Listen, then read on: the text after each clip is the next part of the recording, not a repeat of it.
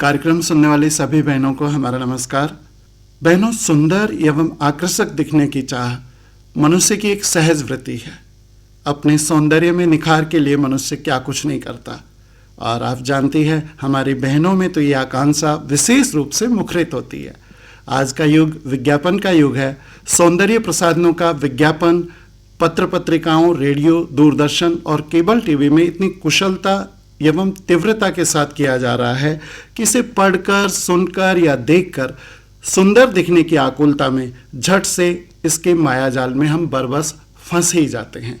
तो आज का हमारी चर्चा का विषय है सौंदर्य प्रसाधनों का मायाजाल, और इस पर चर्चा के लिए हमारे साथ हैं डॉक्टर नेहा आहूजा। आप आयुर्वेदिक चिकित्सक हैं, साथ ही आपकी विशेषज्ञता है त्वचा व स्त्री रोग में। नेहा मैम का कार्यक्रम में स्वागत। नमस्कार। नमस्कार। नेहा मैम, जैसे हम देख रहे हैं विज्ञापनों में सुंदरता की जहां बात होती है, कोई भी विज्ञापन बनता है, नारी आकृति का इस्तेमाल होता है और बहुत सारा मेकअप करके पता नहीं किस तरह से प्रस्तुत किया जाता है। ये जो मायाजाल बुना जा रहा है, आखिर ऐसा क्यों? ऐसा इसलिए है क्योंकि हमारा जो स्त्री समाज है वो शुरू से ही एक सुंदरता का प्रतीक माना जाता है। लेकिन आज के समाज में सुंदरता केवल बाह्य त्वचा का अच्छा लगना या त्वचा का चमकना ही रह गया है।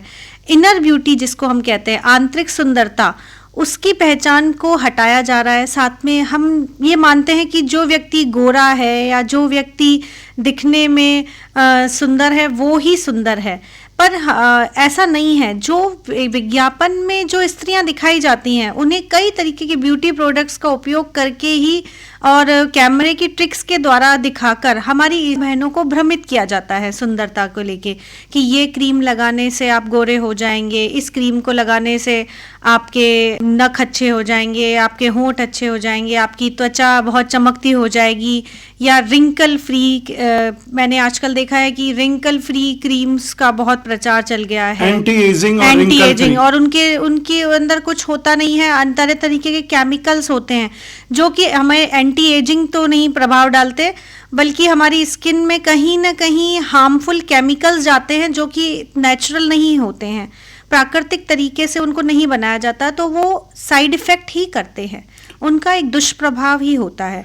और मेरा पर्सनली अनुभव है, क्योंकि मैं एक त्वचा रोग विशेषज्ञ हूँ कोटा में, तो मेरा महिला बहनों से यही एक निवेदन होता है कि इन एंटी एजिंग क्रीम या गोरा बनाने वाली क्रीम या मेकअप जो कि हमें विज्ञापन में दिखाया जाता है, इनके प्रचार में भ्रमित न होकर हम घरेलू चीज़ों का प्रयोग पर ध्यान दें। हम अपना लाइफ स्टाइल, दैनिक दिनचर्या इस तरीके से बनाएं। और हम सभी नारी शक्ति हैं। हम एक ऐसे देश में हैं जहां नारी को एक शक्ति का रूप माना गया है। तो जब हम उस आंतरिक शक्ति को महसूस करते हैं तो वो हमारे चेहरे पे अपने आप ही परिलक्षित होती है। हमें किसी बाहर के किसी प्रोडक्ट की ज़रूरत नहीं होती है। कहते हैं ना कि आत्मविश्वास चेहरे पे झलकना चाहिए। तो आप सभी पहले तो सबसे पहले मान लें कि आपको किसी भी प्रकार के बाह्य सौंदर्य या बाह्य प्रोडक्ट्स के द्वारा सुंदरता प्राप्त करने की आवश्यकता नहीं है। आप अंतर से सुंदर हैं, और सालों से हमारे देश में आयुर्वेद चिकित्सा द्वारा, दादी माँ के घरेलू नुस्खों द्वारा सुंदरता प्राप्त की जा रही है। हमें आवश्यकता नहीं है बाह्य प्रोडक्ट्स की। आप अभी बात कर रही थी कि मन का सौंदर्य और जो हमारा आत्मिक सौंदर्य है वो सबसे ऊपर होना चाहिए। तो ये जो आवरण हम ओढ़ लेते हैं, ये क्या हमारी पेशेगत बातों के तहत आ गया, या जो पश्चिमी सभ्यता थी उसकी तरफ से इसका प्रवाह हमारे इधर हो गया? क्या कारक है ऐसे जिसकी वजह से हम ये जो नकली चोला ओढ़ लेते हैं? हाँ, पश्चिमी सभ्यता का तो देखिए प्रभाव है ही, क्योंकि चारित्रिक हम भाव से देखें या हम सभी को एक हर जगह आजकल टीवी में, मोबाइल में एक सुंदर नारी को दिखाया जाता है जिसने पूरा मेकअप किया हुआ है या जो प्रोडक्ट्स यूज़ कर रही है। यहाँ तक कि जिन विज्ञापनों में ज़रूरत नहीं है नारी की, वहाँ पर भी नारी को सुंदरता के तौर पे दिखाया जाता है। तो हमें कहीं पर भी हमारे समाज में अच्छे गुणों, अच्छे चरित्र को परिलक्षित न करते हुए केवल सुंदरता के रूप में नारी को प्रेजेंट किया जा रहा है। यही कारण है कि छोटे छोटे गांव और उसमें भी अब लड़कियों को ये लगने लगा है कि जब तक हम अच्छे नहीं दिखेंगे, जब तक हम कोई गोरा बनाने वाली क्रीम का उपयोग नहीं करेंगे, जब तक हम कोई महंगे शैम्पू नहीं लगाएंगे, जब तक हम कोई महंगे कंडीशनर नहीं लगाएंगे, तब तक हम सुंदर नहीं दिख सकते। तो ये एक ब्यूटी प्रोडक्ट्स का माया जाल है। अब चिकित्सा के तौर पे हमें ये समझना चाहिए कि इन ब्यूटी प्रोडक्ट्स में ऐसे कौन से केमिकल्स हैं जो कि हमें उपयोग नहीं करने चाहिए। इनमें बहुत से जैसे गोरा बनाने वाली क्रीम में किसी हाइड्रोक्विनिन एसिड होता है जो कि है ना हमारी त्वचा को एक तरीके से हल्का सा कलर कॉम्प्लेक्शन में परिवर्तन तो करता है, लेकिन कहीं हमें ऐसे अनुभव आया है कि उससे ड्राइनेस यानी कि रूखापन बढ़ता है, त्वचा में खुजली हो जाती है और उस रूखेपन से जो झुर्रियाँ हैं वो और अधिक आती हैं।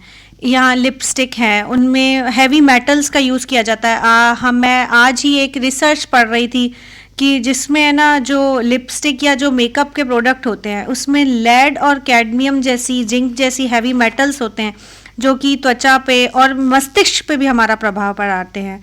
और पैराबेंस अधिकतर क्रीम में होता है जो कि कैंसर करता है। इसकी जगह पे मैं ये महिलाओं से, यही मेरी स्त्री बहनें हैं या पुरुष भाई हैं, मैं सभी से कहूँगी कि आप घरेलू चीज़ों का उपयोग करें सुंदर बनने के लिए। क्योंकि सुंदरता, देखिए हम ये नहीं कह सकते कि सुंदरता नहीं ज़रूरत है। रूप चौदस ये हमारे देश में मतलब जब से शायद हमारी संस्कृति बनी है तब से रूप चौदस भी है। तो यानी रूप आवश्यकता है, लेकिन इसे निखारना किस तरीके से है वो हमारी बहनों को समझने की आवश्यकता है। और अभी जो ट्रांसफॉर्मेशन हो रहा है तीव्र गति से, उसमें हम अध्ययनों में ये पाया गया है कि पश्चिमी सभ्यता ने ये सब छोड़ दिया और जो भारतीय चीज़ें हैं वो लोग अपना रहे हैं, जो प्राकृतिक चीज़ें हैं। और मैम हर्बल के नाम पे रसायनों से भरे पूरे जो प्रोडक्ट हैं, ब्यूटी प्रोडक्ट्स, वो बेचे जा रहे हैं। जी हाँ, ये है। हम क्या करते हैं कि जब तक कोई हर्बल प्रोडक्ट मार्केट में आता है तब हमें समझ में आती है कि हल्दी की क्रीम अच्छी होती है या एलोवेरा की जेल अच्छी होती है। लेकिन अगर हम अपने किचन के मसाले, हमारी बहनें अगर किचन के मसाला बॉक्स से, जो उनके मसाले का डब्बा है, उसमें से ही हम अपनी सारी खूबसूरती को प्राप्त कर सकते हैं। बाजार में प्रोडक्ट्स आते हैं लेकिन उनमें हर्बल नाम से कुछ एक कंटेंट डाल दिया जाता है और उसे ऑर्गेनिक या हर्बल का नाम दे दिया जाता है। पर फिर भी आप जो मेरी पढ़ी लिखी बहनें हैं जो समझ सकती हैं, उनके पीछे के कंटेंट्स को देखें कि उनमें कई तरीके के केमिकल्स होते हैं।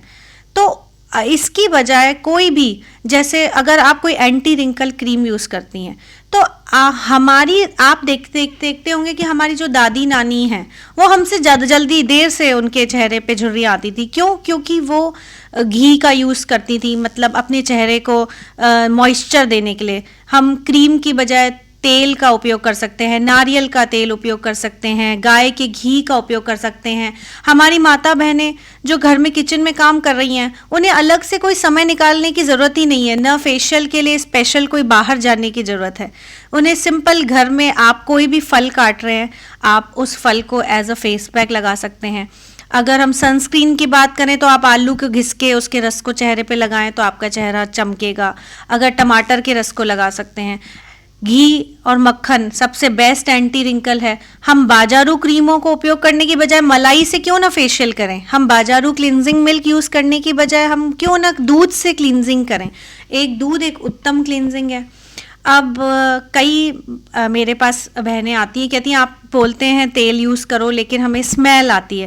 तो आप घर में भी उसकी स्मेल को कर सकते हैं। आप पुदीना के पत्ते या नींबू के छिलके या संतरे के छिलकों को उस तेल में डालकर थोड़ी देर गर्म करके बंद कर दें तो जो संतरे की फ्रेग्रेंस है या नींबू की फ्रेग्रेंस है वो उस तेल की स्मेल को हटा के आपको एक सुहानी खुशबू भी देगी। तो ऐसा कई प्रयास हैं जो हम कर सकते हैं। उन नेहा मैम, बालों का नारी सौंदर्य में बड़ा योगदान आप जानती है, तो बालों के लिए जो हेयर डाई यूज होती है कितनी खतरनाक केमिकल है उसमें। तो किस तरह से रिप्लेसमेंट हो सकता है? हेयर डाई में अमोनिया बताइए आप, एक्जिमा जिससे हो सकता है, कैंसर की संभावना जिससे हो सकती है, किस तरह से आगाह करेगी हमारी बहनों को? आप डॉक्टर भी हैं। बिल्कुल, मैंने कई केसेस में हमने देखा है कि अमोनिया आँखों तक पे बहुत इफ़ेक्ट करता है। जब हम डाई लगाते हैं तो कहीं न कहीं वो अमोनिया आँखों पे इफ़ेक्ट करता है। आजकल मैं देख रही हूँ कि बहुत सी हमारी बहनें हैं जो कि है ना तेल नहीं लगाते, लेकिन वो अपना स्ट्रेटनिंग प्रोडक्ट लगा के बालों को सीधा करने में लगे रहे होते हैं। लेकिन हमने ये देखा है कि इन सब उपयोग करने से आपके जितने पहले बाल सफ़ेद थे उससे डबल बार सफ़ेद होते जाते हैं, उनकी तीव्रता बढ़ती जाती है। तो मेरा सबसे पहले ये है कि अगर आपके बाल आप पहले तो हम ऐसी लाइफ स्टाइल जिए कि हमारे बाल सफ़ेद ही नहीं हो। हमारी माता बहनें अपने पोषण पे ध्यान रखें, अपने एनीमिया से ग्रसित है, यानी कि खून की कमी है, तो वो फलों का सेवन करें, सब्जियों का, फ्रेश वेजिटेबल सलाद का सेवन करें, जल्दी उठें और आंवला खाएं। आंवला एक औषधि मानी गई है जो कि एजिंग को रोकती है, बालों और स्किन दोनों के साथ में।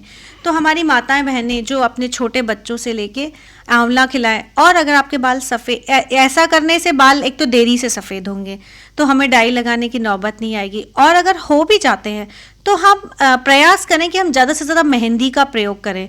और एक इंडिगो जड़ी बूटी होती है जो कि नेचुरली काली होती है, अगर उसे मेहंदी के साथ में लोहे की कढ़ाई में गलाया जाए रात भर तो एक नेचुरल काला कलर आता है, हम उसे भी लगा सकते हैं। तो आप इससे अच्छा प्राकृतिक तरीके से उन सब चीज़ों का उपयोग करें। तो इन सब में समय मैं मानती हूँ लगता है ज़्यादा, लेकिन आपके जो दुष्प्रभाव हैं और उन दुष्प्रभावों को ठीक करने में जो हमारा पैसा जाता है उसके आगे वो कुछ भी नहीं होता है। हमें बहुत ब्यूटी प्रोडक्ट्स में बहुत ही, हमारी कई माता बहनें बहुत अधिक खर्चा भी करती हैं जिनका परिणाम कुछ आता नहीं है। और घरेलू चीज़ों का उपयोग करने से हम अपना काफ़ी समय मासिक खर्चा भी काफ़ी बचा सकते हैं। तो जो बात सामने उभर कर आई वो ये कि अगर हम हमारे खान पान पर ध्यान रखेंगे, निश्चित रूप से बैलेंस डाइट लेंगे, योगा करेंगे और अपने आप से चिंतन और मनन करेंगे, अपने आप से मोहब्बत करेंगे, तो निश्चित रूप से जो निखार आएगा वो प्राकृतिक होगा। और ये जो बनावटी सौंदर्य है जिसमें हम बहुत सारे केमिकल्स यूज होते हैं वो तो हमें नुकसान करते ही हैं अंततः। तो चलते चलते ये जो मकड़ जाल है उसमें ना जाकर सादगी भरे व्यक्तित्व से हम सामना करें, अपने आत्मिक सौंदर्य को बाहर लाएं और हमारी सादगी को बाहर लाएं। बहनों से आप किस तरह से अपील करेंगी कि ये जो नकली चीज़ें हैं इनसे दूर हटकर और एक मानव के रूप में हम सादगी भरा जीवन जिएं? और अगर हमें आगे बढ़ना है, खूबसूरत दिखना है, तो बहुत सारे प्राकृतिक उपाय हैं, हमारे शरीर को संतुलन में लाएं, खान पान से उसके आगे बढ़ाएं। क्या कहेंगी आप अंत में? बिल्कुल, मैं अपनी बहनों के, जैसा कि मैंने कहा, मेरी बहनें हैं सभी, और मैं यही चाहूँगी कि सभी स्वस्थ रहें। स्वस्थ रहने के साथ साथ सिर्फ शारीरिक स्वास्थ्य नहीं, मानसिक प्रसन्नता भी आवश्यकता है। आप अपने आप को स्ट्रेस फ्री रखें। ऐसा देखा जाता है कि हमारी बहनें अपना स्वास्थ्य का ध्यान नहीं रखती हैं और परेशान रहती हैं। आप योगा करें, ध्यान करें, प्राणायाम करें, सुबह जल्दी उठें, घूमने जाएं, साथ ही प्राकृतिक चीज़ों का उपयोग करें। अपने भोजन में आप इस तरीके से नहीं कि हमें कुछ भी बचा कुचा खा लिया, आप फलों का सेवन करें, आप अपने फ्रूट्स का सेवन, साथ ही सलाद का सेवन करें, कच्ची सब्जियां हैं और पोषण युक्त भोजन का सेवन करें। तो उससे हमें अपने आप ये जो फ्रूट्स हैं ये एंटीऑक्सीडेंट्स होते हैं। एंटीऑक्सीडेंट का अर्थ है कि जो हमें जल्दी बूढ़ा नहीं हो सकते, चाहे वो बाल हो, चाहे वो स्किन हो, चाहे वो हमारी हड्डियां हो। दूध का सेवन करें कैल्शियम के लिए। और मैं तो बोलूँगी कि एन आंवला a day keeps a doctor away. अगर आप एक आंवला का भी रोज़ सेवन करती हैं तो भी हमने बहुत ऐसे लोगों को देखा है कि जो काफ़ी उनकी त्वचा में परिवर्तन आता है। बाहर की क्रीम्स का यूज़ करने से हम कभी भी सुंदर नहीं बनते हैं। हल्दी है, धनिया है, इस टाइप से फेस पैक बना के उसका सेवन कर सकते हैं। बालों में निरंतर तेल लगाएं, प्राणायाम और योग करें तो आप खुद ही स्वस्थ रह सकते हैं। अपने मन को प्रसन्न रखें सबसे पहले तो। और कार्यक्रम के अंत में मैं इतना ही कहूँगा कि सादगी वाला जो हमारा व्यक्तित्व होगा, जिसमें हमारा आंतरिक सौंदर्य उभर कर सामने आएगा, वो हमें ज़्यादा कॉन्फिडेंस देगा। आप हमारे कार्यक्रम में आई और बहनों से बातचीत की ब्यूटी प्रोडक्ट्स के मायाजाल पर। आपका बहुत बहुत शुक्रिया। धन्यवाद।